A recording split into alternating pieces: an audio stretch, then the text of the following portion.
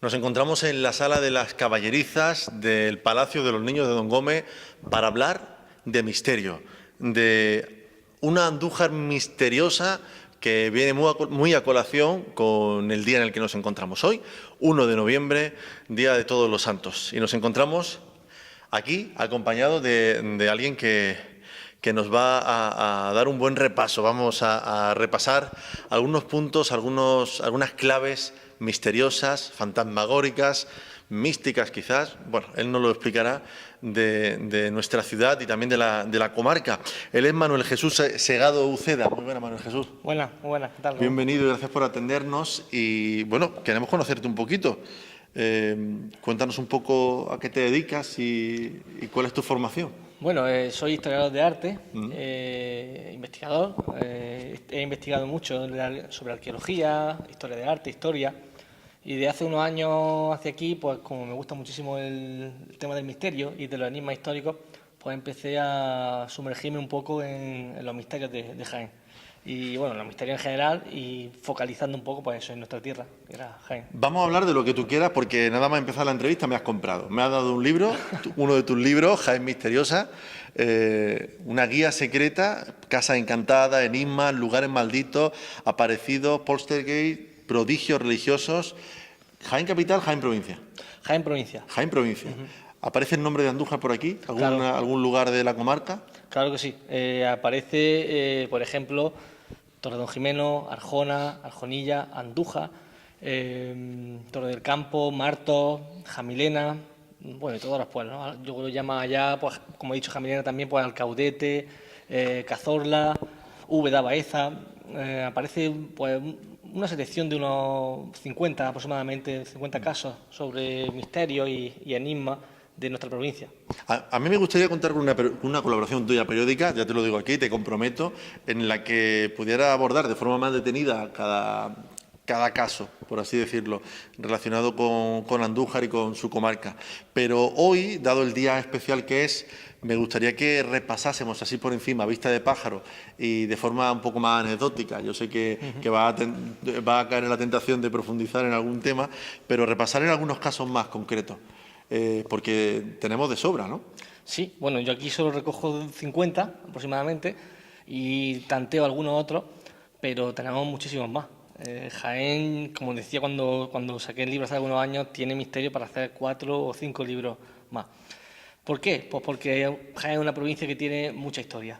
Y desde el principio de los tiempos, y desde el principio de los tiempos históricos, pues Jaén ha ido evolucionando a lo largo de los siglos, y esa influencia de muchísimas culturas en la zona, pues ha tenido que ver mucho con la conformación de esas leyendas que finalmente pues bueno, nos encontramos hoy, de aparecidos, de espectros, de fantasmas de edificios encantados o de prodigios religiosos en este caso. Voy a mirar la hora, sobre todo para reservarnos el tema de Don Gómez para el final, ¿te parece? De acuerdo. Porque da que hablar seguro, ¿verdad? Segurísimo que sí. Pero mientras tanto, ¿con qué primer tema podríamos hablar? ¿Nos quedamos en Andújar? Vamos quedando en Andújar, y puesto que estamos en las fechas cercanas o en las fechas de difuntos y de todos los santos, pues hay un tema desconocido casi para todo el mundo en Andújar, que es una lápida con reminiscencias masónicas. Se encuentra en el cementerio de Andújar, en la parte antigua, y en esa lápida pues, podemos encontrar un epitafio muy sugerente que se utilizaba muchas veces para los ilustrados y para la gente que tenía una cierta inclinación por el asociacionismo, ¿no? Hoy se llaman sociedades discretas, pero en aquel momento eran sociedades secretas. Luego, en esa lápida tan curiosa, que aparece ese epitafio pues, como con plantilla realizado, encontramos que hay un hueco en los extremos. Y en esos extremos se grabaron a buril, a mano parece ser, por una serie de símbolos. Por ejemplo, la escuadra y el compás, que es el símbolo por excelencia masónica, y el árbol de la acacia, que es uno de los símbolos también esotéricos que determina que tiene que ver con la masonería. Es un tema muy poco conocido, pero también sabemos que en aquel momento, en el siglo XIX, con la irrupción de la sociedad espírita el espiritismo, las mesas parlantes, digamos, los gabinetes que trataban de conectar con el más allá. En Andújar tenemos presencia de incluso publicaciones de sociedades espíritas. Entonces, con las publicaciones de hace algunos años sobre el tema de la masonería, hemos encontrado que había un montón de gente que pertenecía a distintas logias masónicas, por ejemplo. Es un tema muy desconocido que os invito a que conozcáis en el cementerio de San Eufrasio de aquí de Andújar. Cuando hablamos de masonería hablamos de gente muy culta, ¿no? Sí, gente selecta. ¿Y de qué época? Bueno, el siglo XVIII y XIX, Vale. aunque las sociedades secretas se remontan mucho antes, tienen su origen en los gremios medievales, aunque ya vienen de reminiscencias de la antigüedad, desde la propia época del rey Salomón, que es quien conforma la arquitectura sagrada, que después retomarán los diferentes canteros, ¿no? Los maestros masones, que no es otra cosa que los maestros albañiles, que son los que hacían y configuraban, por ejemplo, las catedrales góticas. Es curioso que ese concepto de gente muy culta, sin embargo, le diera mucho miedo a ciertos generalísimos. Claro, metiéndonos en ese tema un poco, también puedo decirte que él el general Franco trató de meterse en la masonería, pero no lo aceptaron, porque la masonería en aquel momento la ocupaban un sector pues más democrático, más liberal, y él no cumplía esos requisitos en aquel momento. Entonces, no dejaron que se metiera de lleno, pero él sí que quiso, incluso hizo una especie como de orden para él propia, que tiene que ver con el Valle de los Caídos, que tiene que ver con la orientación que tiene el Valle de los Caídos respecto a otras construcciones esotéricas, y hay una simbología que también él tenía muy presente siempre.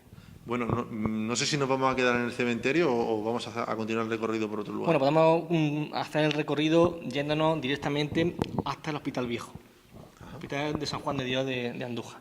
De aquí siempre se ha contado que existía una serie de leyendas, de apariciones, de voces, y hemos conseguido encontrar a testigos que nos estaban contando que en realidad sí que había cosas raras. Es decir, la presencia de alguien que no ves o que alguien te sigue, eso sí que se puede explicar de manera científica, porque a veces cuando estás en sitios que estás solo, en edificios antiguos, que no conoces bien, pues digamos que el cerebro te pone en alerta, ¿no? Para que todo el mundo lo entienda. Y entonces es posible que tú mires atrás pensando que hay alguien que te está observando, pero lo que ya no se puede explicar son que alguien escuche unos pasos de alguien, valga la redundancia, que no se ve, pasos que te siguen, sonidos de muebles que se arrastran cuando estás solo en un edificio, y eso lo encontramos en este edificio del Hospital Viejo. E incluso lo más impactante es la aparición que dicen que aparece, ¿no? En el edificio de una monja que merodea en el Hospital Viejo de Andújar. Hospital Viejo de Andújar. Investigando el tema, nos dimos cuenta de que también había historias curiosas y de supuestas apariciones, ruido inexplicable, en la casa cuna, que está a espaldas del hospital. Intentamos contactar con gente de allí, hablé con ellos, no quisieron hablar en abierto, ¿no? Pero sí que nos contaron que efectivamente había cosas extrañas. Y se repetía las mismas características que en el Hospital Viejo. Se apareció una monja, igualmente. Entrevistando a la gente, nos pareció curioso que se dieran todas las características iguales en un sitio y en otro. Entonces dije, bueno, ¿cómo puede ser todo esto? Pues contacté con algunos historiadores de Andújar y nos dimos cuenta de que en un momento determinado, creo que recordar que el siglo XVIII, la casa cuna y el Hospital Viejo, o los edificios que ocupan hoy esos solares, estaban conectados a través de un pasillo, un pasadizo. Ese pasadizo, ¿subterráneo o a la altura? No, a la altura, al nivel de la construcción, que hoy se sitúa, para que nos orientemos, donde están las escaleras del Hospital Viejo, hay un crucifijo en una hornacina. Pues esa hornacina no es otra cosa que el acceso que comunicaba el Hospital Viejo con la casa cuna. Es decir, nos encontramos ante una aparición de una monja que podría ser la misma, seguramente era la misma, y que se aparecía en ambos edificios porque una vez fueron una unidad donde se atendía a enfermos en uno y otro lado. Bueno, yo no sé si esto hay que oírlo con fe, con cierta creencia, con cierta tendencia a la superstición o o el escepticismo también valdría, simplemente para gente que le pueda llamar la atención estos temas. Pero desde luego, con respeto, sería esencial, ¿no? Y yo creo que lo estamos haciendo.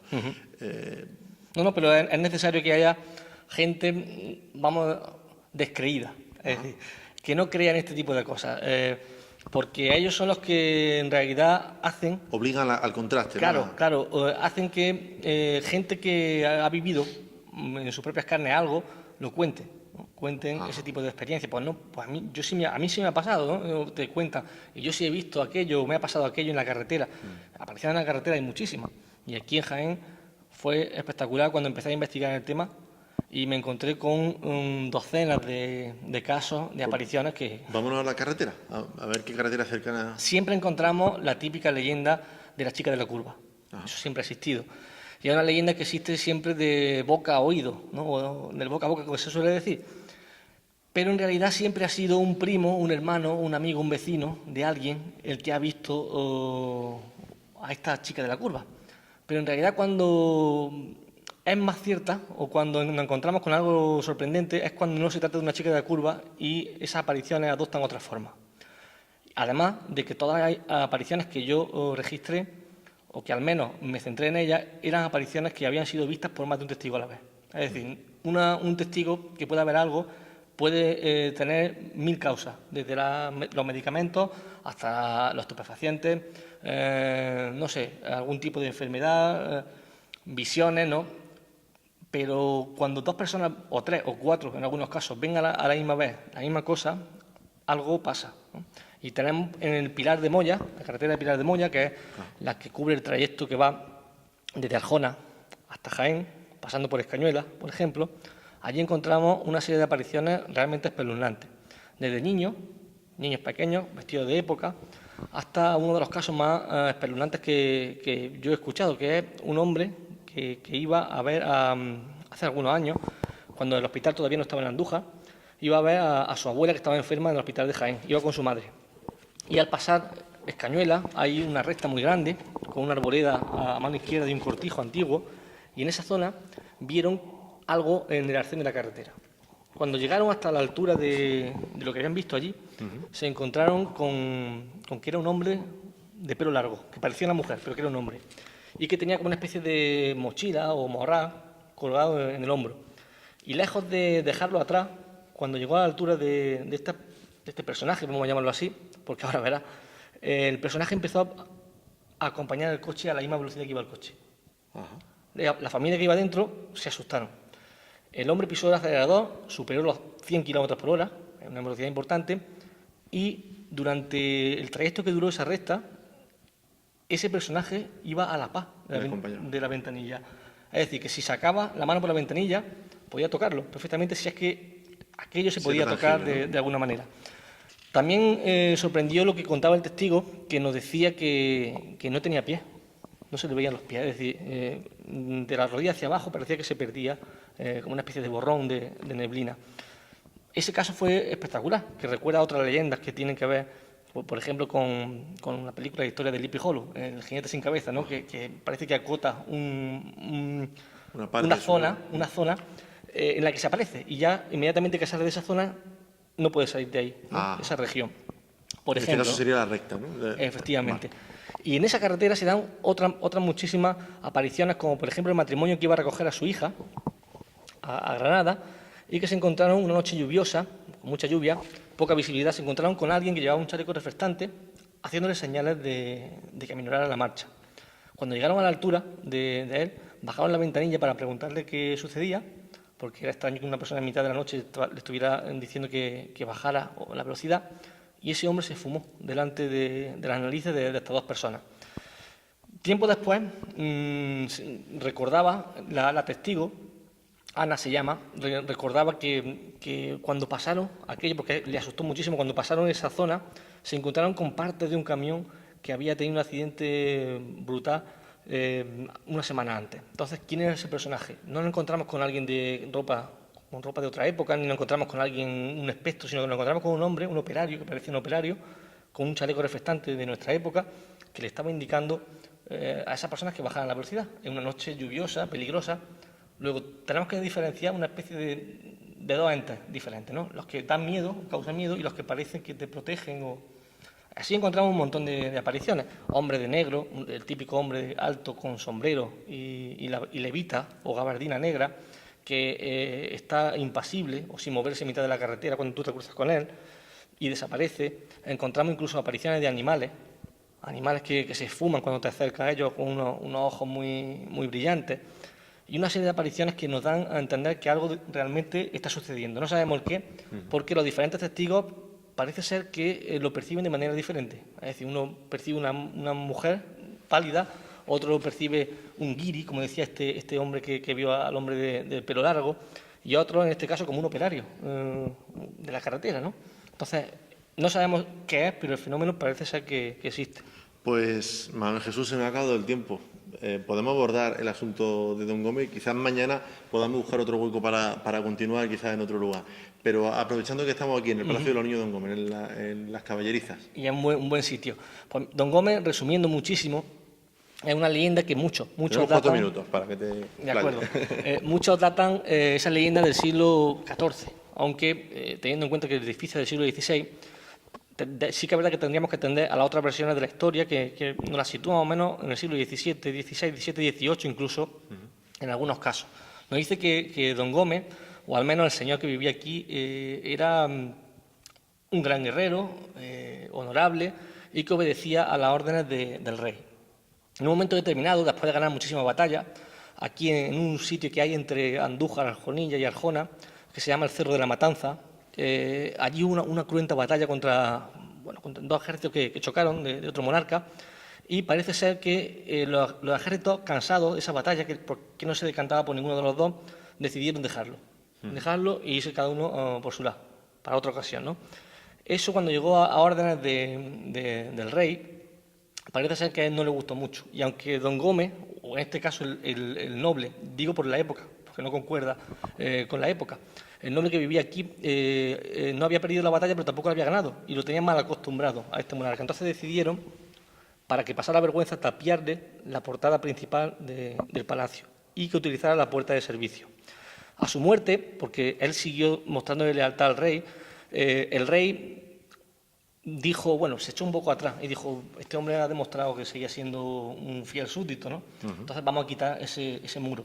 Pero la familia, para demostrar o para que quedara constancia de que su padre había sido fiel hasta la muerte, incluso después de ella, no quiso quitar ese muro y lo dejó ahí. ¿Qué sucede? Que parece ser que años después, cuando se reforma el edificio, se quita el muro. Y eso parece que pudo ser lo que ocasiona, o los movimientos o la reforma del palacio, parece ser que ocasiona una serie de sucesos inexplicables. Voces, el arrastrar de cadenas, el arrastrar de como muebles, tablas, e incluso una especie de canto gregoriano, campanas que suenan en mitad de la noche, una serie de historias que nos cuentan diferentes testigos, e incluso gente que trabaja o que trabajaba en el lugar, como el mal funcionamiento de las luces, de los elementos electrónicos, un montón de cosas que podremos abordar si quiere algún día más detenidamente, e incluso recorrer algunas de las estancias del edificio. Como dato curioso, hoy mismo hemos intentado grabar en el museo y nos han dicho que podíamos hacerlo, pero no había luz. Que no había luz. Que había fallos de luz. O sea que sirva como anecdótico, evidentemente. Manuel Jesús Segado Uceda, muchísimas gracias por, ¿cómo te diría?, sumergirnos en este tenebroso mundo y misterioso mundo. Un placer. Y saber que nosotros también podemos contar historias de este tipo. Muchas gracias. Gracias a vosotros.